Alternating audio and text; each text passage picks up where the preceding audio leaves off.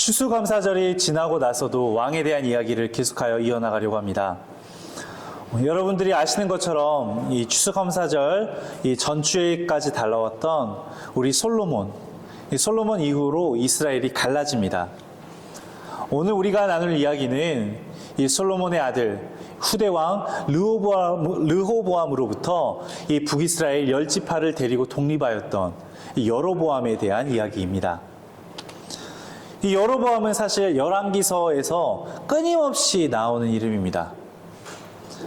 이스라엘의 역사 가운데 우상 숭배를 뿌리내린 근원이 되는 사람으로 두고두고 언급되는 사람입니다. 북이스라엘의 왕들은 항상 그 여로보암의 악함과 비교가 됩니다.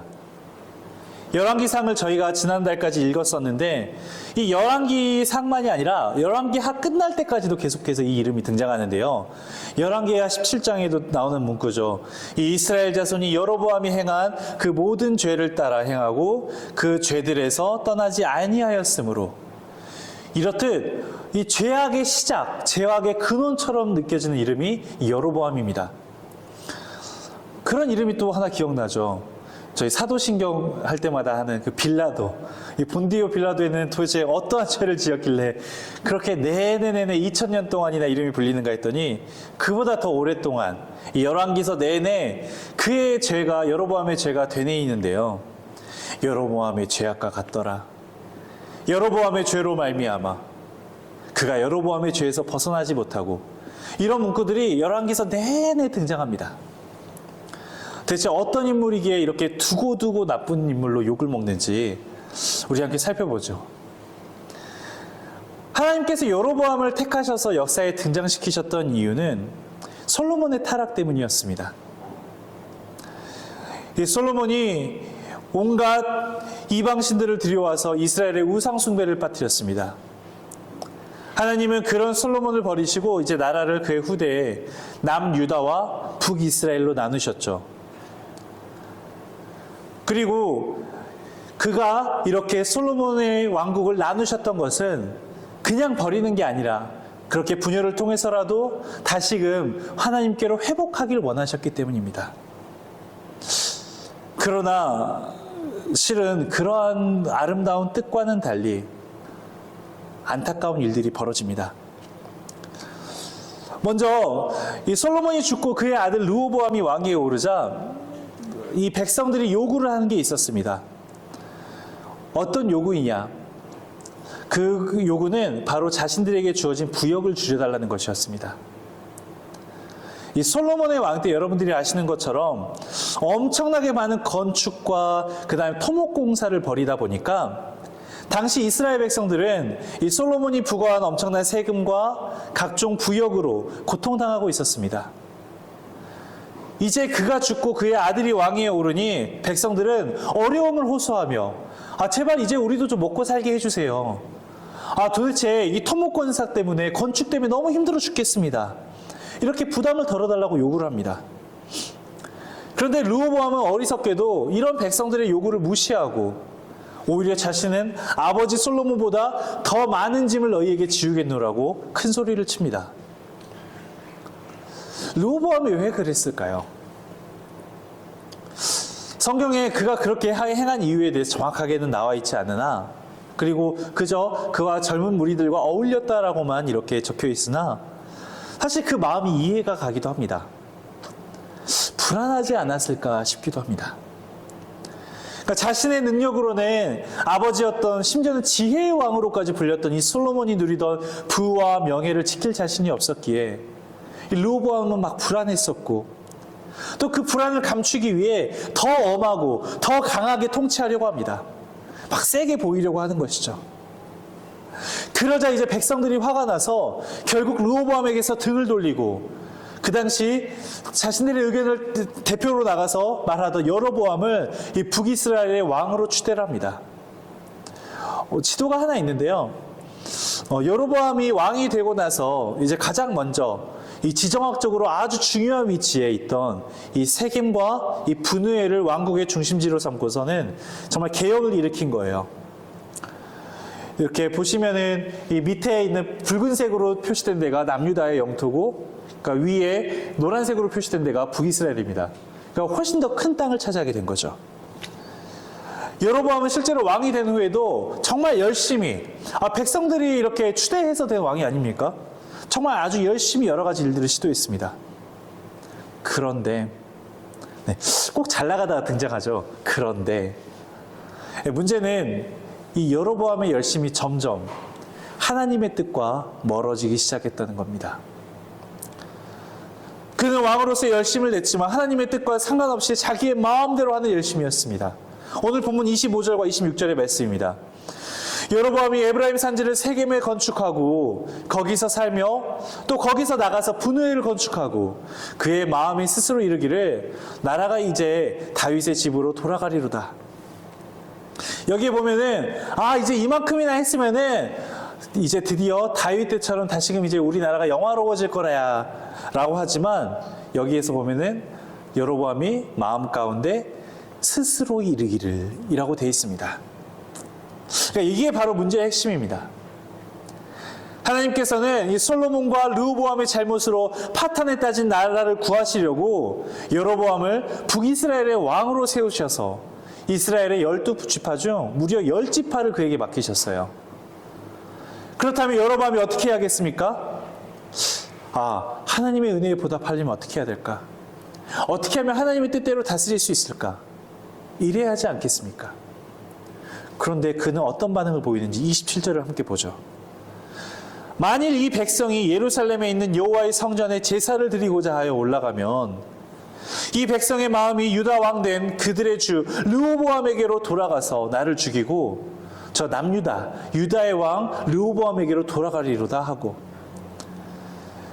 그러니까 예루살렘은 북이스라엘의 바로 남쪽이자 남유다의 가장 북쪽에 위치한 곳이었습니다. 그러니까 예루살렘은 하나님께서 유일하게 성전을 허락하셨던 곳이었죠. 솔로몬이 성전 건축을 했었잖아요. 그렇기 때문에 이스라엘 백성들에게는 그냥 여러 가지 도시들 중 하나가 아니라 굉장히 상징적인 곳이었습니다. 여로보암은 그곳에 예배를 드리러 사람들이 갔다 오면은 예전에 나의 왕이었던 르호보암을 우리가 그들이 그리워하겠지라고 스스로 생각을 합니다. 그리고는 그들의 마음이 르호보암에게 돌아가서 자기를 죽일 것이라고 생각을 합니다. 그런데 여러분 지금 본문을 보고 계시지만 실제로 지금 백성들의 마음이 르호보암에게 돌아갔습니까? 돌아갔나요? 네, 아니죠. 그들이 여로보암을 지금 막 죽이려고 합니까? 아니죠. 누가 생각하기에? 스스로 생각하기에. 요즘 말로 하면은 이 소설을 쓴다고 하죠. 이게 문제입니다. 우리도 많은 문제가 이 혼자 상상하는 데서 시작됩니다. 이 사실이 아닌데 혼자 잘못된 상상을 막 하면서 갈 때가 많죠. 르호보암이 불안감 가운데서 일부러 더 강하게 나갔던 것처럼 여로보암도 혼자 상상하면서 불안해지면서 이것저것 열심을 내서 일합니다. 그러나 이 열심을 낸다고 불안감이 없어지는 게 아닙니다. 여러분, 이 교회에서 막 열심히 봉사하고 주일 예배 외에도 막 새벽에 나와서 기도하고 수요 예배도 참석하고 막 이렇게 열심히 하면은 불안감이 좀 사라진가요? 왜 다들 대답이 없으세요? 뭔가 그런 것 같기도 하고 그렇다고 대답하면 뭔가 함정이 있을 것 같고 아니에요, 맞습니다. 정말 제대로 우리가 기도하고 예배하면 마음 가운데 불안이 사라지고 평안과 기쁨을 맛보게 되죠. 그런데 여기서 또 그런 데가 등장합니다. 그런데 그 열심이 하나님과 관계없는 나의 열심이라면은 우리는 그러한 불안으로부터 자유로워질 수가 없습니다. 다시 말해 막 뭔가 분주하고 열심히는 하는데 그것이 하나님의 마음에 맞는 방향이 아니라 자기의 마음대로 하는 열심이라면은 우리가 그러한 불안에서 자유로워지지 못하고 오히려 열심히 하면 할수록 더욱더 불안의 수렁에 빠지게 됩니다. 오늘 여로보암도 나라를 세워보려고 열심히 일했습니다. 얼마나 대단합니까? 그러나 하나님의 뜻과는 전혀 상관없는 그의 열심, 하나님의 편에 선 사람은 하나님께 묻고 또 물으면서 하나님의 뜻을 따라 열심히 일합니다. 하나님께 묻는 방법이 무엇입니까? 기도로 묻고 말씀을 읽는 거 아니겠습니까? 여러분들은 정말 여러분들이 열심히 일 앞에서 말씀 읽기와 기도에 힘쓰셨나요? 하나님을 뜻을 구하기 위해서 묻는 시간을 가지셨나요? 하지만 하나님의 편에 서 있지 않는 사람은 스스로 생각하고 스스로 결정하면서 열심히 일합니다. 그러다 보니 얼마나 할지, 어떻게 할지를 누가 결정합니까? 하나님께 묻지 않았으니 오늘 스스로 생각하였다는 말처럼 자기 스스로 결정합니다. 언제 어떻게 할지를 누가 결정해요? 자기 스스로. 양쪽 다 열심히 일하지만 하나님 편에 서지 않는 사람의 열심은 불안에서 시작하고 그 중심에는 자기가 있습니다. 자신이 주인입니다. 결국 여로보암의 스스로의 열심과 지혜가 저 북이스라엘을 다시금 죄악의 길로 인도하듯이 스스로의 열심은 나뿐만이 아니라 공동체의 분란을 가져옵니다. 오늘 우리가 읽은 본문에서 여로보암의 문제는 여로보암이 게을렀다, 타락했다 이런 악한 행실에 있는 것이 아닙니다. 그의 진짜 문제는 잘못된 방향이었습니다. 하나님께서 허락하신 것임에도 불구하고 백성의 마음이 변해서 나를 떠나 예루살렘으로 돌아가면 어떡하냐는 이 불안함 때문에 그는 스스로 판단하여 나만의 대책을 마련하고 여러 가지 일들을 했지만 그건 결국 자기 열심이었습니다. 28절 29절입니다. 이에 계획하고 두 금송아지를 만들고 무리에게 말하기를 너희가 다시는 예루살렘에 올라갈 길이 없도다. 올라갈 것이 없도다. 이스라엘아, 이는 너희의 애굽 땅에서 인도하여 올린 너희의 신들이라 하고 하나는 베델에 두고 하나는 단에 둔지라. 교회에서도 마찬가지입니다. 실은 어떤 직분이나 사역을 맡을 때도 참 고민이 많이 되죠. 오늘 저희가 이렇게 사역 내용 및 이제 지원서도 함께 나누었었고, 저도 오늘 이제 오후에 광양 새생명교회 이제 안수집사 권사 임직식에 가게 되는데, 어떤 직분에 공천받을 때, 아니면 목장에서 어떤 역할이 주어졌을 때, 아니면 그 외에도 교회에서 어떤 일들을 좀 이렇게 맡아서 진행해 보라고 권면받을 때, 막 주저하면서 고민이 되죠. 하지만 우리는 가끔 우리가 왜 나에게 맡겨진 일들 앞에서 주어진 사역 앞에서 고민하고 주저하는지를 잘 돌아보아야 합니다. 대개는 이번에 이런 걸 한번 해보시겠어요? 라고 물으면은 권면하면은 제일 많이 제가 듣는 대답이 이겁니다. 얼마나 그때만큼은 겸손하신지 다들 제가 부족해서 할 수가 없습니다. 대체 뭐가 부족하다는 겁니까? 나이요? 경력이요? 세상에서의 지위요? 재산 많고 적음이요? 학식, 학벌? 아니면 교회에서니까 믿음? 그런 일들 앞에서만이겠습니까? 오늘 이제 이따 목자들이 이제 목장 조직 초안을 짤 텐데, 목장이 정해지고 나서도 목사님, 여기 말고 저기 보내주시면 제가 더 열심히 할 수 있는데, 제가 이 그룹에서는 제가 할 수 있는 일들이 적은데, 저 그냥 여기 보내주시면 안 돼요?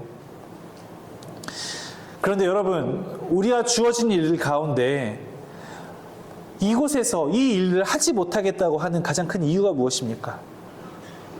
그걸 내 힘으로 한다고 생각해서가 아닙니까?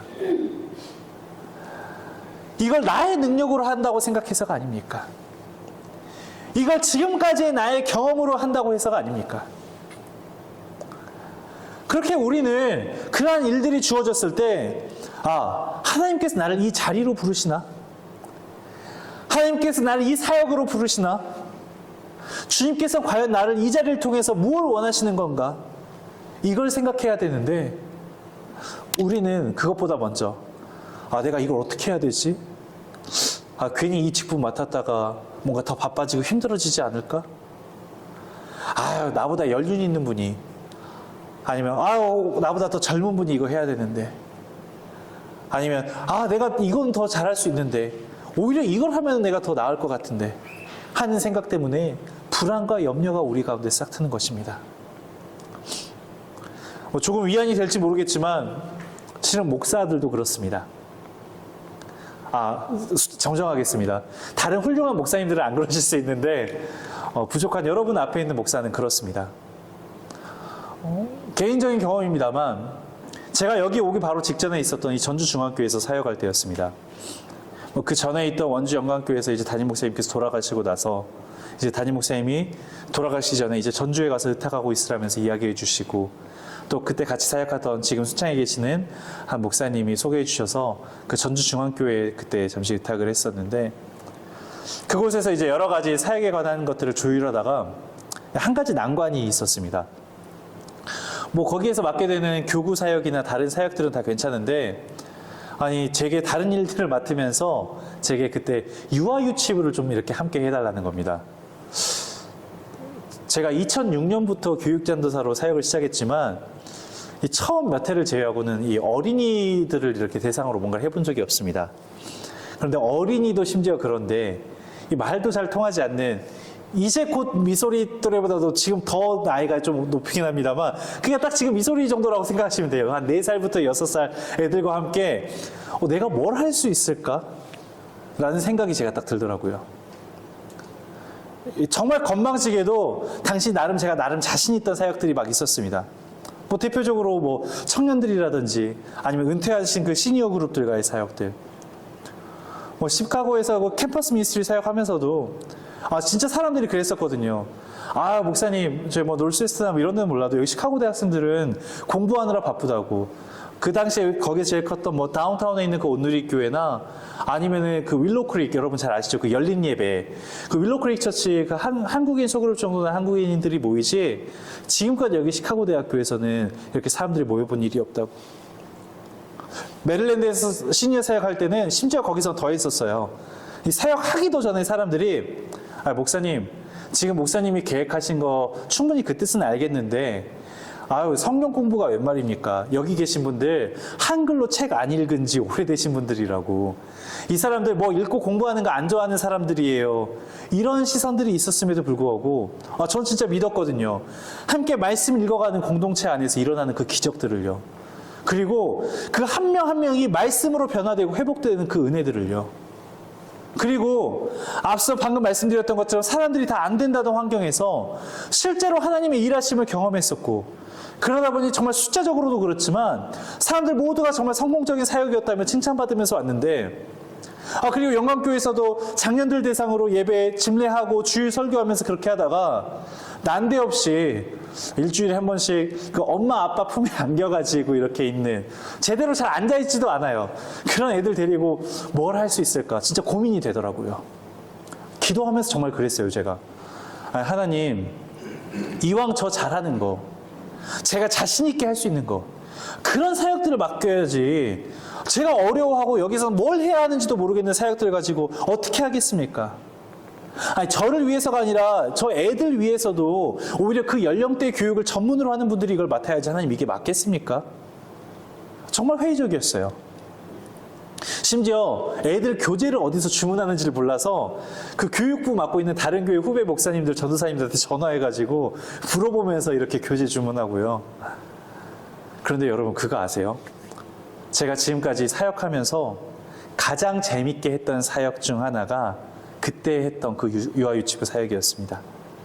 불과 1년도 채 안 되는 시간이었는데, 공적으로는 그 조그마한 아이들 통해서 하나님의 아이들을 만지시는 걸 경험했고, 또 그 아이들 통해서 그 자리에 함께 오게 되는 그 부모님들을 감격해 하시는 하나님을 만났고, 그 3040 그 부모 세대들이 코로나 이후에 다시금 신앙적인 체험을 할 수 있는 그 경험을 하게 됐었고요. 또 목회자 개인적으로도 정말 이렇게 손발이 척척 맞던 그 교사진들과 일하면서 정말 신나게 사역을 했었고, 또 저희 미소리에게도 목사인 아빠로서 어떻게 내가 다가가야 될지에 대해서 고민하고 배울 수 있는 시간이 주어지더라고요. 여러분, 제대로 헌신하지 못하는 핵심의 원인은 결국 하나님의 일하심을 믿지 못하고 개인적인 생각 안에서 판단하고 나의 경험으로 판단하고 나의 지식으로 판단하여 불러오는 불안과 염려입니다. 온전한 순종이 아니라면 결국 불순종이고, 그러한 불순종의 중심에는 그런 불안과 염려가 있습니다. 반대도 마찬가지입니다. 모든 헌신과 순종의 중심에는 신뢰와 평안이 있습니다. 하나님이 내게 이걸 하라고 하실 때에는 분명 나에게 유익을 주시는 것이고, 주님을 그렇게 신뢰하기에 주님께서 허락하시는 평안과 기쁨을 일하는 가운데 맛볼 수가 있는 것입니다. 무엇 때문에 주님께서 우리에게 헌신하고 순종하라 하시겠습니까? 여러분의 유익하기 때문입니다. 지금 내 눈에는 보이지 않지만 하나님께서 그 사역을 통해서 여러분 한 명 한 명 가운데, 그리고 여러분들이 모이는 우리 공동체를 유익하게 하기 위해서 오늘 이 일들을 맡기신 줄로 믿습니다. 그의 나라를 구하셔서 하늘의 상급을 받게 하려고 하시는 줄로 믿습니다. 열심히 하긴 하는데 내가 판단해서가 아니라 내가 판단해서, 그리고 내가 좋은 대로만 하게 되고, 그것은 결국 하나님의 뜻이 아닌 나의 뜻을 구하게 됩니다. 30절부터 32절의 말씀입니다. 이 일이 죄가 되었으니 이는 백성들이 단까지 가서 그 하나에게 경배함이었더라. 그가 또 산당들을 짓고 레위 자손 아닌 보통 백성들로 이 제사장을 삼고 8째 달 곧 그 달 15째 날로 절기를 정하여 유다의 절기와 비슷하게 하고 제단에 올라가되 베델에서 그와 같이 행하여 그가 만든 송아지에게 제사를 드렸으며 그가 지은 산당의 제사장을 베델에서 세웠더라. 아멘. 자기가 바라는 대로 예배를 하고 내가 원하는 곳에서 예배를 하고, 그가 진짜 하나님이 장소가 아니라 하나님과 믿는 사람들과 동행하시는 분임을 여로보암이 알았더라면은 예루살렘이 아닌 다른 곳에 산당을 짓지 않았을 것이며, 자기 멋대로 금송아지를 향하여 저가 우리들의 주 하나님이라고 외치지 않았을 것이며, 그가 편한 대로 그가 원하는 곳에서 절기를 지키지 않았을 것입니다. 그러나 그는 하나님과 상관없는 열심으로 나아가다가 죄를 범했습니다. 무엇이 문제였습니까? 하나님이 기쁘게 해드리는 일이 아니라 사람의 환심을 얻는 데 열심을 냈기 때문입니다. 그는 하나님이 아니라 사람의 마음을 붙들기 위해서 백성들이 저리로 넘어갈까봐 걱정했습니다. 그럴 때 자기에게 죄가 삶에 들어오는 것입니다. 하나님과 상관없는 그 열심이 결국 자기 자신만이 아니라 온 북이스라엘 백성들을 죄악 가운데 빠뜨립니다. 오늘 우리가 하나님의 뜻을 물으며 이 헌신과 순종을 다짐하는 이유가 무엇입니까? 그냥 하면 하던 대로 하면 되지, 왜 우리가 오늘 이렇게 사역 신청서를 받게 되고, 여러분 사역 그냥 하시지 말고 기도하시고 제출해 주십시오라고 제가 요청합니까? 여러분들 뭐 교회 하루 이틀 나오신 거 아니잖아요. 뭐 정말 경험이 있기 때문에, 혹은 경험 적어서 말로라도 그냥 교회에서 내가 봉사하던 대로 그대로 하면 되는 거지, 가볍게 여기고 그냥 사역 신청서 쓰지 마시기 바랍니다. 정말 내가 원하고 내가 계획하던 대로 가더라도 내가 정말 우리 교회 위해서 무엇을 할 수 있을지 고민하고 반드시 기도하신 후에 앞서 광고 드렸던 것처럼 각 재직부장들에게 사역 신청서를 제출해 주시길 바랍니다. 여러분, 하나님은 우리의 열심이 아니라 우리의 열심 가운데 하나님의 마음이 있는가를 들여다보시는 분입니다. 우리가 하나님의 마음을 품고 최선을 다할 때 하나님은 기뻐하십니다. 하나님의 그 큰 기쁨을 누리는 우리의 신앙생활과 사역이 될 때 주님께서 우리로 하여금 그러한 일들을 감당할 수 있는 능력 또한 더하시리라고 믿습니다. 그리하여 2024년에 우리 여수한빛교회의 모든 봉사와 헌신이 주님의 뜻을 묻고 나아가는 주 안에서의 열심이 되는 사역이 되기를 바랍니다. 함께 기도하겠습니다. 하나님, 오늘 우리의 삶을 돌아봅니다. 여로보암처럼 정말 열심히 분주히 살아왔던 내 삶인데 과연 그 열심 가운데 주님의 뜻이 있었는지 주님께 그리고 스스로에게 묻습니다. 주님, 나를 기쁘게 하기 위한 삶, 사람들을 기쁘게 위한 삶을 넘어 하나님의 마음을 붙드는 삶이 되게 하여 주시옵소서. 우리의 모든 헌신과 봉사 가운데 주의 뜻을 묻고 구하며 나아가는 우리 여수한빛교회 되게 하여 주시옵소서. 예수 그리스도의 이름으로 기도드립니다. 아멘. 다 함께 일어나셔서